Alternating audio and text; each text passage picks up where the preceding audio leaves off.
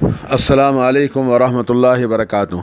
ایک بھائی نے سوال کیا ہے نظر بد کے بارے میں، اس کے تعلق سے کچھ جانکاری کرنا چاہتے ہیں، تو آئیے ہم آپ کو بتائیں۔ نظر بد کا تعلق انسان سے اور ہر چیز سے ہو سکتا ہے۔ نباتات ہیں، حیوانات ہیں، جمادات ہیں، ہر چیز پہ نظر لگتی ہے، اور نظر لگنے سے جیسے کہ اللہ کے نبی صلی اللہ علیہ وسلم کی حدیث آپ سنیں گے،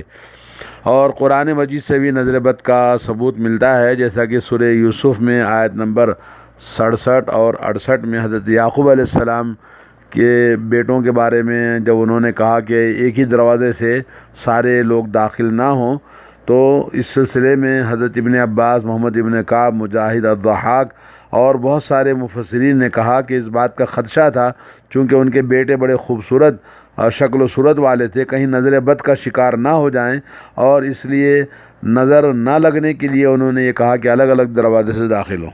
ایک اور مقام پر قرآن کریم میں وَإِن يَكَادُ الَّذِينَ كَفَرُوا لَيُزْلِقُونَكَ بِأَبْصَارِهِمْ لَمَّا سَمِعُوا الذِّكْرَ وَيَقُولُونَ إِنَّهُ لَمَجْنُونٌ، سورہ قلم آیت نمبر 51۔ حافظ ابن کثیر کہتے ہیں کہ اگر تیرے لیے اللہ کی حفاظت و حمایت نہ ہوتی تو ان کافروں کے حاسدانہ نظروں سے نظر بد کا شکار ہو جانا تھا، اور یہ اس بات کی دلیل ہے کہ نظر بد کا لگ جانا اور دوسروں پر اللہ کے حکم سے اثر انداز ہونا برحق ہے، جیسا کہ متعدد احادیث بھی اس پر دلالت کرتی ہیں۔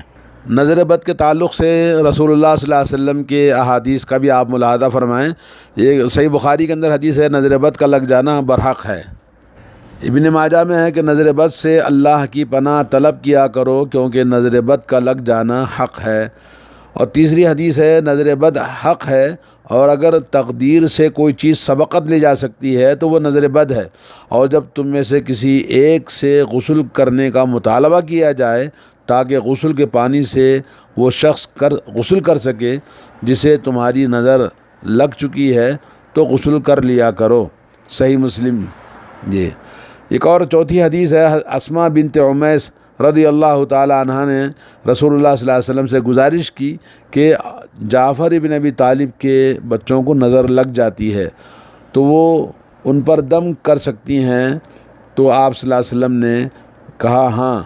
اگر تقدیر سے کوئی چیز سبقت لے جانے والی ہوتی ہے تو وہ تقدیر سے آگے، یعنی انسان کو ہلاک کرنے میں، اس کو اثر انداز ہونے میں نظر بد ہے،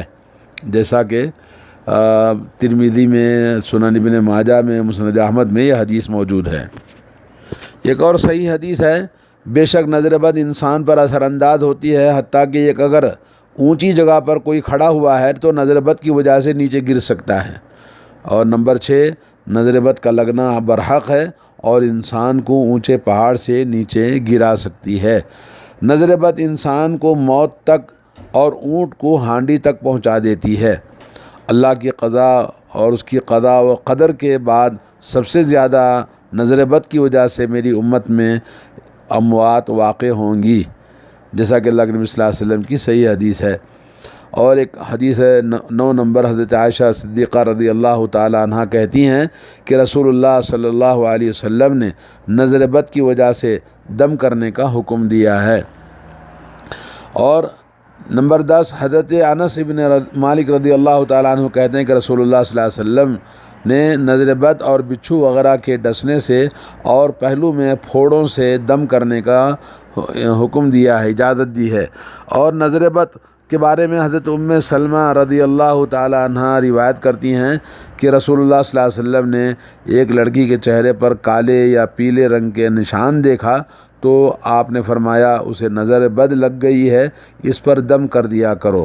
جیسا کہ بخاری شریف کے اندر یہ حدیث ہے۔ اور نمبر 12 حدیث ہے یہ کہ حضرت جابر رضی اللہ تعالیٰ عنہ کہتے ہیں کہ رسول اللہ صلی اللہ علیہ وسلم نے آل حزم کو سانپ کے ڈسنے کی وجہ سے دم کرنے کی رخصت دی، اور آپ نے اسماء بنت عمیس سے پوچھا کیا وجہ ہے کہ میرے بھتیجے کمزور ہیں، کیا فقر و فاقے کا شکار ہیں؟ تو انہوں نے کہا نہیں، بلکہ انہیں نظر بد بہت جلد لگ جاتی ہے، تو آپ صلی اللہ علیہ وسلم نے فرمایا ان پر دم کر دیا کرو۔ یہ حدیث بھی نبی علیہ الصلوۃ والسلام سے صحیح مسلم کے اندر موجود ہے۔ نظر بد وہ تیر ہوتے ہیں جو نظر لگانے والے انسان کے نفس سے نکلتے ہیں، کبھی نشانے پر جا لگتے ہیں تو کبھی ان کا نشانہ خطا ہو جاتا ہے۔ جس شخص کی طرف یہ تیر متوجہ ہوتے ہیں اگر اس نے ان سے اور نظر بد سے بچنے کے لیے احتیاطی تدابیر اختیار کر رکھی ہیں تو وہ تیر نشانے سے خطا ہو جاتے ہیں، اور کبھی کبھار خود حسد کرنے والے انسان کو بھی وہ نظریں لگ جاتی ہیں۔ نظر بد اور حسد میں فرق۔ ہر نظر لگانے والا شخص حاسد ہوتا ہے اور ہر حاسد نظر لگانے والا نہیں ہوتا، اس لیے اللہ تعالیٰ نے سورہ فلق میں حاسد کے شر سے پناہ طلب کرنے کا حکم دیا ہے۔ کوئی بھی مسلمان جب حاسد سے پناہ طلب کرے گا تو اس میں نظر لگانے والا انسان بھی خود بخود آ جائے گا، اور یہ قرآن مجید کی بلاغت اور اس کی شمولیت اور اس کی جامعیت ہے۔ حسد بغض اور کینے کی وجہ سے ہوتا ہے۔ اس میں یہ خواہش پائی جاتی ہے کہ جو نعمت دوسرے انسان کو ملی ہے وہ اس سے چھن جائے اور حاسد کو مل جائے، جبکہ نظر بد کا سبب حیرت، پسندیدگی اور کسی چیز کو بڑا سمجھنا ہوتا ہے۔ خلاصہ یہ کہ دونوں کی تاثیر ایک ہوتی ہے اور سبب الگ الگ ہوتا ہے۔ نمبر 3 ہے کہ حاسد کسی متوقع کام کے متعلق حسد کر سکتا ہے، جبکہ نظر لگانے والا کسی موجود چیز کو ہی دیکھ کر نظر لگاتا ہے۔ اور نمبر 4، انسان اپنے آپ سے حسد نہیں کر سکتا، البتہ اپنے آپ کو نظر بد لگا سکتا ہے۔ نمبر 5، حسد صرف کینہ پرور انسان ہی کرتا ہے، جبکہ نظر بد ایک نیک آدمی کی بھی لگ جاتی ہے، جبکہ وہ کسی چیز پر حیرت کا اظہار کرے اور اس میں نعمت کی چھن جانے کا ارادہ شامل نہ ہو، جیسا کہ عامر بن ربیعہ کی نظر بد کا سہل بن حنیف کو لگ گئی تھی، حالانکہ عامر بدری صحابی میں شامل تھے، مگر ان کی نظر لگ گئی سہل بن حنیف کو۔ اور نظر بد کے اثر سے بچنے کے لیے ضروری ہے مسلمان جب کسی چیز کو دیکھے اور اسے وہ پسند آ جائے تو زبان سے ماشاء اللہ یا تبارک اللہ کے الفاظ بولے، تاکہ اس کی نظر کا استحسان برا اثر اس پر نہ پڑے۔ اور رسول اللہ صلی اللہ علیہ وسلم نے حضرت سہل بن حنیف رضی اللہ تعالیٰ عنہ کو یہی تعلیمات دی تھیں۔ جن کی نظر بد انسان کو لگ سکتی ہے، تو اس سلسلے میں حضرت ابو سعید خدری رضی اللہ تعالیٰ عنہ سے روایت ہے کہ رسول اللہ صلی اللہ علیہ وسلم جنات اور انسانوں کی نظر بد سے پناہ طلب کرتے تھے۔ پھر جب سورہ معوذتین الفلق والناس نازل ہوئیں تو آپ صلی اللہ علیہ وسلم نے انہیں پڑھنا شروع کیا، باقی دعائیں آپ نے چھوڑ دی تھیں۔ جی، یہ ترمذی اور ابن ماجہ اور صحیح ابن ماجہ کی حدیث بخاری مسلم کے اندر بھی آئی ہیں۔ اور اسی طرح ام سلمہ رضی اللہ تعالیٰ عنہ کہتی ہیں کہ آپ صلی اللہ علیہ وسلم نے ان کے گھر میں ایک لڑکی کو دیکھا جس کے چہرے پر سیاہ نشان تھے، تو آپ نے فرمایا اس کو دم کر دیا کرو، اسے نظر لگ گئی ہے۔ دوستو بھائیو، جب آپ کو معلوم ہو گیا کہ نظر لگنا برحق ہے تو نظر بد کا علاج بھی سن لیجئے۔ حضرت عائشہ رضی اللہ تعالی عنہ روایت کرتی ہیں کہ رسول اللہ صلی اللہ علیہ وسلم نے مجھے حکم دیا ہے کہ نظر بد لگ جانے پر معوذتین وغیرہ جیسے پناہ کے کلمات پڑھ کر دم کر لیا جائے، اور یہ حدیث صحیح بخاری کے اندر، صحیح مسلم کے اندر آئی ہے۔ اور حضرت ام سلمہ رضی اللہ تعالی عنہ سے مروی ہے کہ نبی کریم صلی اللہ علیہ وسلم نے ان کے گھر میں ایک لڑکی کو دیکھا تو اس کے چہرے پر جو سیاہ دھبے تھے تو آپ نے اس کو دم کرنے کا حکم دیا۔ حضرت ابو سعید خدری رضی اللہ تعالیٰ عنہ کی حدیث سے معلوم ہوتا ہے کہ نظر بد کا توڑ سورہ فلق، سورہ ناس کے ذریعے آپ کیا کرتے تھے۔ رسول اللہ صلی اللہ علیہ وسلم